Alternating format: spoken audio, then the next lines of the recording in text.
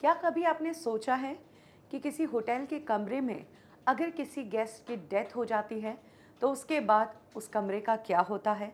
हमने ऐसे कई केसेस सुने हैं जहां पर लोगों की होटल के रूम में ही डेथ हो जाती है। कुछ नामी केसेस हैं, सुनंदा पुष्कर केस, जहां पर वो दिल्ली के एक 5 स्टार होटल में मृत पाई गई थी, और दूसरा श्रीदेवी का केस जो दुबई के एक पॉश होटल के रूम में मृत पाई गई थी। ये तो वो केसेस हैं जिनकी चर्चा रही, लेकिन आए दिन ऐसे कई केसेस होते हैं जहां पर होटल के अंदर गेस्ट की डेथ हो जाती है या कई बार लोग होटल के रूम में जाकर सुसाइड कर लेते हैं। इन रूम्स का आखिर उसके बाद क्या होता है, आज के इस वीडियो में मैं यही आपको बताऊंगी। जब भी किसी होटल के रूम में किसी की डेथ हो जाती है तो सबसे पहले होटल स्टाफ का ये काम है कि उन्हें पुलिस को इन्फॉर्म करना है, और उसके बाद पुलिस आती है। पुलिस उस रूम को सील कर देती है। उसके बाद से जब तक केस की मामले की इन्वेस्टिगेशन पूरी नहीं होती है, ये रूम होटल का रहता ही नहीं है। इस रूम पर सिर्फ और सिर्फ पुलिस का हक होता है।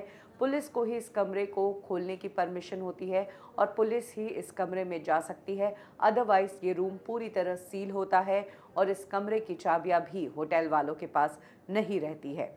एक बार जब इन्वेस्टिगेशन पूरा हो जाता है, जब केस खत्म हो जाता है, तो फिर ये कमरा खोल दिया जाता है और फिर से होटल वालों को दे दिया जाता है। लेकिन होटल वाले इस कमरे को यूज़ करने से पहले बहुत सारे चेंजेस करते हैं। सबसे पहले तो पूरे कमरे को क्लीन किया जाता है, उसका कोना कोना साफ किया जाता है।